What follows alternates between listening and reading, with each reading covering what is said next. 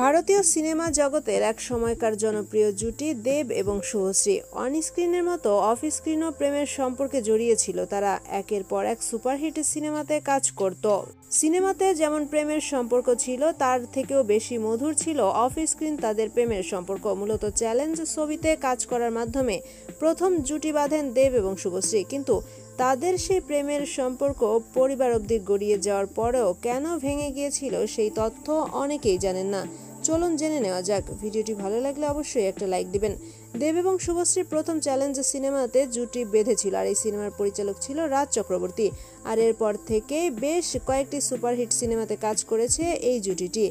বিশেষ করে পরাণ যায় জ্বলিয়া সিনেমাতে কাজ করার সময় তাদের মধ্যে প্রেমের সম্পর্ক হয়, আর আস্তে আস্তে এটি আরও ঘনিষ্ঠতা হতে থাকে। এক পর্যায়ে পারিবারিকভাবেও সিদ্ধান্ত নেওয়া হয় দেব এবং শুভশ্রীর বিয়ের ব্যাপারে। যখন তারা চাইবে ঠিক তখনই বিয়েটা হবে, কিন্তু হঠাৎই দুজনের নিজস্ব সিদ্ধান্ত অনুযায়ী এই প্রেমের সম্পর্ক ভেঙে যায়। আর তখনই সেখানে জায়গা নিয়ে বসে রুক্মিণী মৈত্র। দেবের জীবন পূরণ করে দেয়, কিন্তু শুভশ্রীর জীবনের শূন্যতা থেকেই যায়। 4 বছর নিজেকে ইন্ডাস্ট্রি থেকে সরিয়েও রেখেছিল। 2015 সালে ধূমকেতু সিনেমাতে কাজও শুরু করেছিল।